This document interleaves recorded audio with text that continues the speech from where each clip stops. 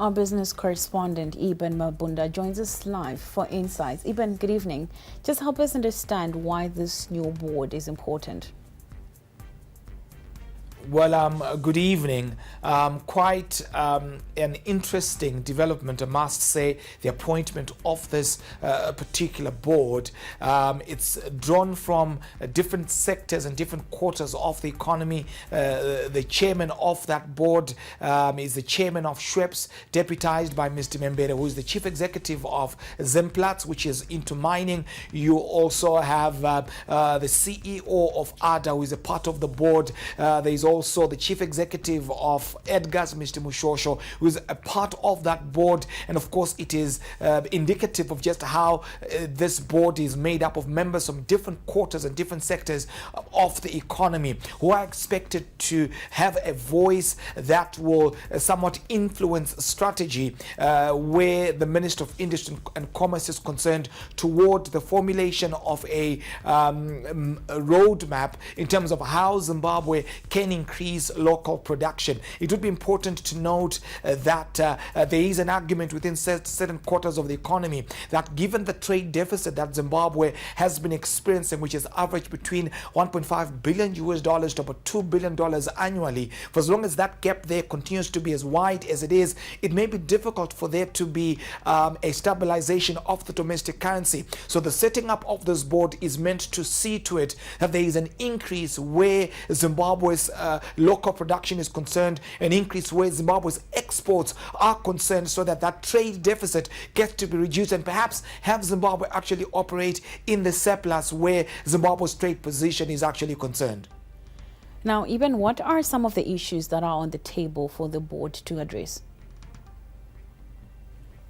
Zimbabwe's industrialization policy is expected to be ready in 2025, or should I say at the close of 2025, and actually run concurrent to Zimbabwe's financial policy, which of course would be the National Development Strategy 2. So part of what they will also be looking into is how that Zimbabwe National Industrialization Policy would look like, how it can speak to the needs of Zimbabwe's industry. So it's among some of those issues that they are looking to be addressing, as well as also the proliferation of illegal imports, how government as well as private sector can work together toward ensuring that local industry is protected. As well, the high cost of production in Zimbabwe then becomes an issue that needs to be looked at. A good example would be in the dairy sector, where the cost of milk production in Zimbabwe is about 50-60 cents per liter, when juxtaposed to an industry average of about 35 cents. So the issues would be, how do we address power challenges in the economy? How do we ensure that there is macroeconomic stability, which would be important toward the upscaling of local production? And so these are some of the issues that this new committee will be looking into as they work hand in glove with Zimbabwe's Minister of Industry and Commerce. Well, thank you to Eben Mabunda, our business correspondent, for those insights. Now, market watchers say that the National Social Security Authority and the Insurance and Pensions Commission should diversify their investment portfolio to protect beneficiaries from inflation. Our business correspondent, Melissa Chachikobo, gives us more details on the subject. Zimbabwe is a country with one of the newest currencies, the Zimbabwe gold. The currency was introduced in April 2024, backed by gold and other minerals to protect its value. Authorities say they'll do anything to protect the value of the currency. For Senzo Mpofu, experiences from the past when he lost much of his pension has not helped matters. These insurance companies actually an indicator that economy instability, economy inokura. Kaona macompany achikura, it means economy is right. But as you know, my company or at least we invest my company boys we are traumatized in this. So I think if they can do something about these people. In 2015, the Justice Smith Commission of Inquiry probed the 2009 hyperinflation impact on the pensions and insurance industry.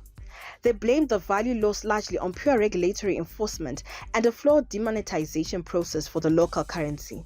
It's been 9 years now, And what has changed is creation of guidelines on how to cope with currency conversions. The recent currency guideline conversion that came after the introduction of the ZIG in April 2024.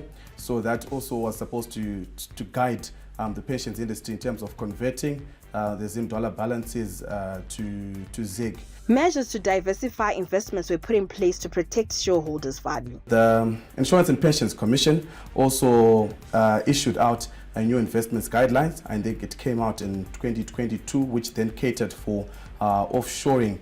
Now 15% can be taken out of the country by pension funds. To add diversity, it also introduced new limits to the existing investments. Also, there was an introduction of alternative investments, or what they call private equity.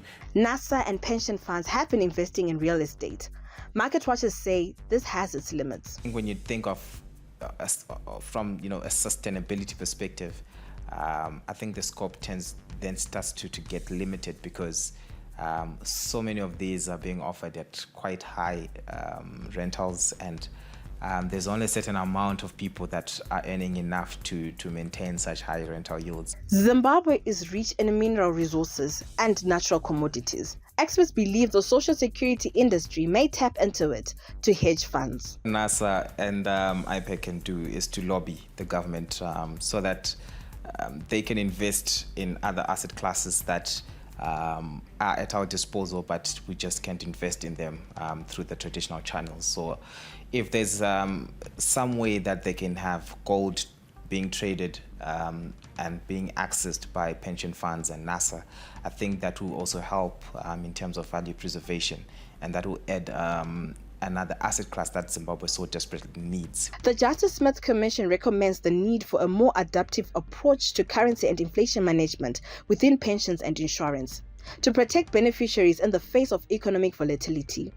Reporting for ZTN Prime, I'm Melissa Chatkobo in Harare.